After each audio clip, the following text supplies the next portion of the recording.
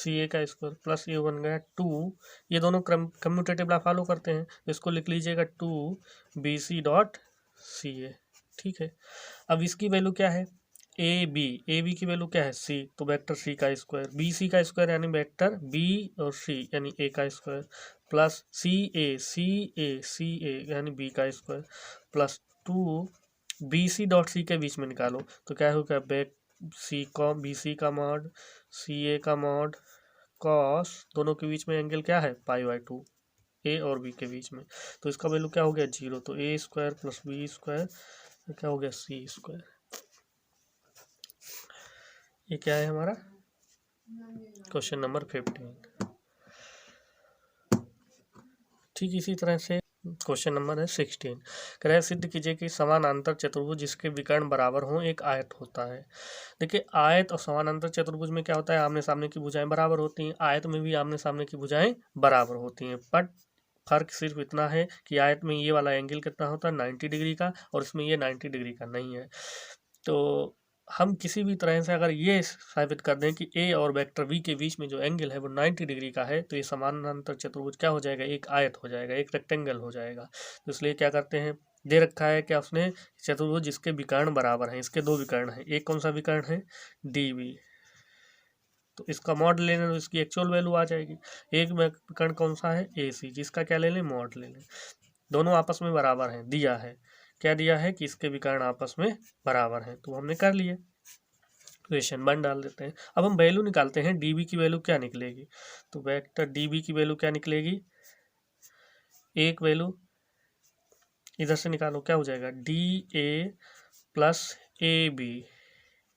देखिए हम जा किधर को रहे हैं, इधर को, इधर से इधर को आए हैं और वेक्टर किधर को है, इसलिए बी काहे का आएगा माइनस का, ए किसका आ जाएगा प्लस का, तो डी ए की वैल्यू क्या आई है, डी बी की वैल्यू क्या आई है vector A minus vector B, इसको इक्वेशन सेकेंड मान लेते हैं। सिमिलरली इसी तरह से वेक्टर ए सी की वैल्यू क्या आ जाएगी, देखिए इसकी वैल्यू आ जाएगी A B vector plus B C vector, तो ए सी की वैल्यू क्या आ जाएगी A plus vector B, equation number 3 ये बना। ठीक है, अब हम क्या करते हैं, दोनों को बराबर दिखा देते हैं, दोनों को बराबर दिखाने के लिए इक्वेशन 1 में पुट कर देते हैं, तो क्या हो जाएगा फ्रॉम इक्वेशन 1 क्या हो जाएगा A minus B, vector A minus B equal to vector A plus vector B, mod हटाने के लिए दोनों तरफ वर्ग कर दें, तो ए माइनस बी का होल स्क्वायर इधर ए प्लस बी पूरे का होल स्क्वायर, तो इधर क्या हो जाएगा A minus B dot A minus B is equal to A plus B dot A plus B, निकालो जरा क्या हो जाएगा A square plus B square minus का 2a डॉट बी, जैसे अभी कर रहे थे सेम वैसे किया है, यहाँ पे भी क्या हो जाएगा A square plus B square plus का 2a डॉट बी, कि ये आपस में कैंसिल हुए, ए स्क्वायर से ए स्क्वायर बी स्क्वायर से बी स्क्वायर, तो इधर ले आए तो 4a डॉट बी का वैल्यू क्या हो गया 0, ए डॉट बी का वैल्यू क्या हो गया 0। जब दो वेक्टरों का डॉट प्रोडक्ट 0 होता है तो इसका मतलब, और जब दोनों क्या हो नॉन जीरो हो, ए वेक्टर क्या है नॉन जीरो, वेक्टर बी क्या है नॉन जीरो, तो वो क्या होते हैं vector A perpendicular to vector B, जब एक दूसरे के ये परपेंडिकुलर हैं तो अतः समचतुर्भुज क्या हो जाएगा समानांतर चतुर्भुज एक आयत है।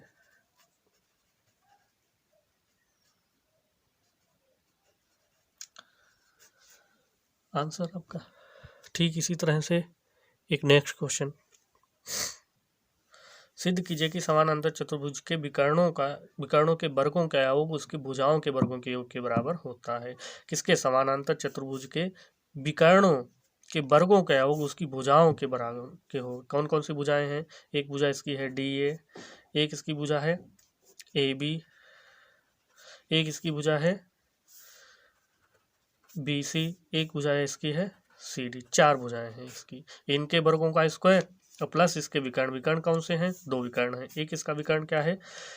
डी बी एक इसका विकर्ण क्या है AC, इसका स्क्वायर कर लो, जोड़ लो, इनका सबका स्क्वायर करके जोड़ लो, अगर ये सेम आ रहे हैं तो जो हमारी कंडीशन है वो सेटिस्फाई हो जा रही है। तो निकालते हैं इसको, मान लिया वेक्टर बी ऊपर के लिए, एक वेक्टर ये, एक वेक्टर ए, इनकी टेल से टेल हमने मिला लिया। चूंकि ये समानांतर है तो इसलिए ये भी क्या होगा, वेक्टर ए, ये वाला क्या होगा, वेक्टर बी। अब निकाल लेते हैं विकर्ण, पहले क्या निकालने हैं, डी और बी। तो डी बी की वैल्यू क्या होगी, इधर से आ रहे हैं, ये वेक्टर ए है तो वेक्टर क्या हो जाएगा, माइनस बी प्लस ए, यानी वेक्टर डी बी की वैल्यू क्या आ जाएगी, A vector A minus vector B. इसी तरह से ए सी की, वेक्टर ए सी की वैल्यू क्या हो जाएगी, ए और सी, ए सी की वैल्यू क्या हो जाएगी, vector A plus vector B. अब उसने कहा है विकर्णों का योग भुजाओं के वर्गों के योग के बराबर होता है, तो निकाल लीजिएगा, विकर्णों का योग करिए, विकर्णों का योग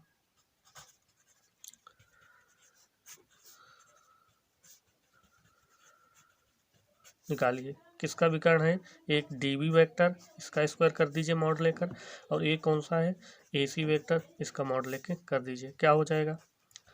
ए माइनस बी वेक्टर का whole square plus A plus B vector का होल स्क्वायर। इनको ऐसे करिए, A minus B dot A minus B plus, इसको क्या लिखे, ए प्लस बी, तो इसका भी dot product A plus B, ये बना। इसका करिए तो ए डॉट ए माइनस का ए डॉट बी माइनस का बी डॉट ए प्लस का बी डॉट बी, प्लस का इधर देखिए A dot A dot B dot A plus का B dot B, A dot A square, B dot B square, minus इसको लिख दीजिए 2a dot B, क्यों, क्योंकि कम्यूटेटिव लॉ फॉलो करता है, यानी b डॉट ए को लिखा जा सकता है b डॉट ए, दोनों को जोड़ लिए,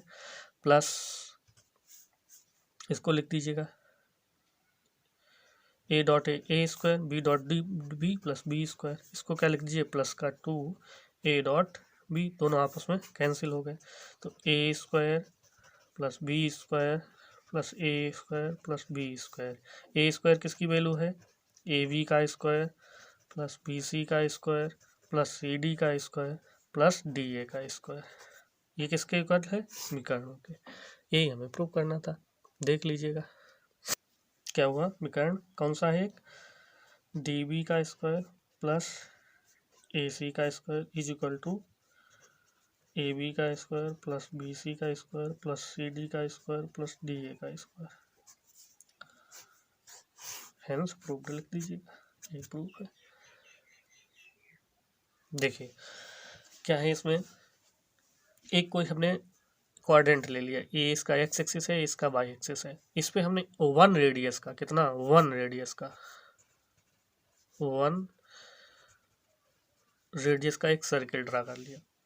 और उस पर 2 पॉइंट ले लिए, एक ए एक बी, और ऐसे लिए कि O A is equal to O B equal to 1, ठीक है। और यहाँ पर हमने एक एंगल ले लिया, एक पॉइंट ले लिया, इसको यहाँ से मिलाया तो इसका एंगल ले लिया अल्फा, इसको थोड़ा नीचे डाउन कर दिया, उसका एंगल ले लिया बीटा। अगर हम एंगल देखें किसका, angle of A O B का क्या हो जाएगा, अल्फा माइनस बीटा, ठीक है, ये फिक्स हो गया हमारा। अब हमें क्या लेना है, ए के कोऑर्डिनेट देखने हैं, तो देखिए ए ये रहा, और ये इसका जो इधर वाला है ये कौन सा है, बाई एक्सिस, इधर वाला जो लिखा जाएगा वो एक्स एक्सिस, तो एक्स एक्सिस पे ये इसका क्या हो जाएगा, कॉस, एंगल अल्फा है तो कॉस अल्फा, और इसका बाई वाला क्या हो जाएगा, साइन, एंगल अल्फा है तो साइन अल्फा। इसी तरह से बी के कंपोनेंट लिखेंगे, क्या हो जाएगा, कॉस बीटा कामा साइन बीटा। अगर इसी को हम वेक्टर फॉर्म में लिखें, यानी ओ ए वेक्टर, तो क्या लिखेंगे, कॉस अल्फा आई के, इसी तरह से प्लस साइन अल्फा जे के, ठीक इसी तरह से ओ बी के लिखें तो क्या लिखेंगे, कॉस बीटा आई के प्लस साइन बीटा जे के, ये के ये लिख लिए हमने। अब क्या करते हैं, मल्टीप्लाई कर देते हैं ओ ए डॉट ओ बी की, तो इधर लिखिए क्या लिखें, कॉस अल्फा आई के प्लस साइन अल्फा जे के डॉट कॉस बीटा आई के प्लस साइन बीटा जे के मल्टीप्लाई करिए जरा, क्या हो जाएगा cos alpha cos beta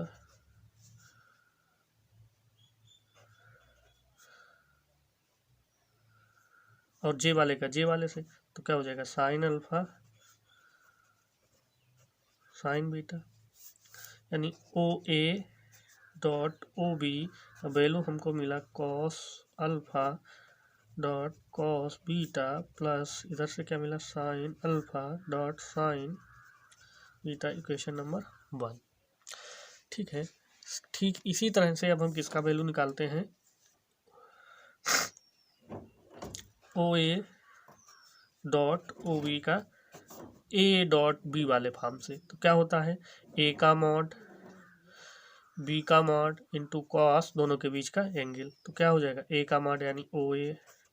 B का मॉड यानी ओ बी, दोनों बीच का एंगल यानी कॉस दोनों के बीच का angle cos alpha minus beta. ये भी क्या है यूनिट, ये भी क्या है यूनिट, तो इसका वैल्यू 1 डॉट इसका वैल्यू 1, इसका value cos alpha minus beta, यानी O A dot O B का वैल्यू क्या आया, O A dot O B value क्या आया कॉस अल्फा माइनस बीटा। दोनों की तुलना कर दीजिए, तो क्या हो जाएगा इक्वेशन 1 और इक्वेशन 2 की तुलना कर दीजिए, इसकी और इसकी, तो cos alpha minus beta is equal to cos alpha cos beta plus sine alpha sine beta. ये hence proved.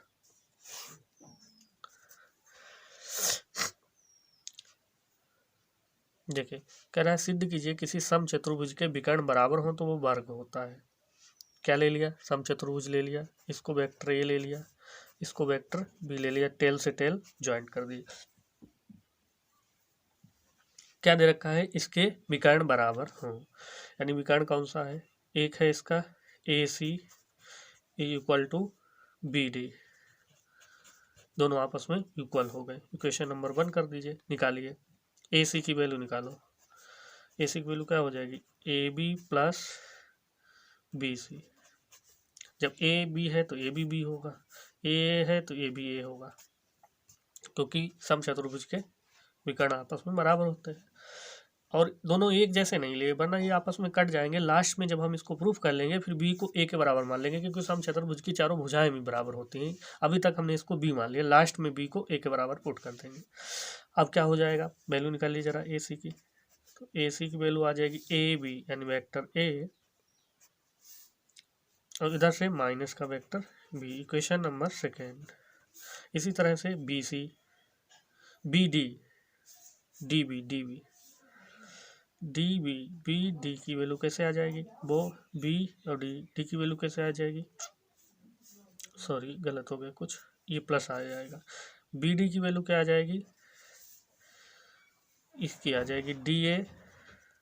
Plus A B, तो डी ए की वैल्यू क्या आ जाएगी माइनस का बी प्लस का ए, यानी इसको लिखेंगे ए माइनस बी, किसकी वैल्यू है वेक्टर बी डी की, इसको इक्वेशन नंबर 3 मान लीजिएगा।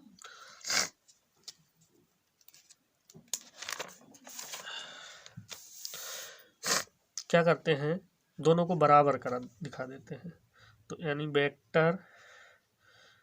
ए plus B is equal to vector A minus B, फिर वही करते हैं दोनों तरफ स्क्वायर कर देते हैं, तो ए स्क्वायर करने पर क्या हो जाएगा vector A plus vector B पूरे का होल स्क्वायर, इधर क्या हो जाएगा vector A minus vector B पूरे का होल स्क्वायर। इसको ऐसे लिख सकते हैं vector A plus vector B dot vector A plus vector B equal to vector A minus vector B dot vector A minus vector B. इसका करिए तो A square plus B square plus का 2 A dot B, इसका करिए तो A square plus B square minus का 2 A dot B, ये आपस में कैंसिल हो, इधर हो गया 4 ए डॉट बी का वैल्यू 0। जब ए डॉट बी का वैल्यू 0 है तो ए डॉट बी एक दूसरे से परपेंडिकुलर होंगे। कब? जब ना तो वेक्टर ए जीरो है और ना ही वेक्टर बी जीरो है, क्योंकि भुजाएं कभी जीरो नहीं हो सकती हैं किसी भी केंद्र की। तो इसलिए क्या है, इसको हम बोल सकते हैं,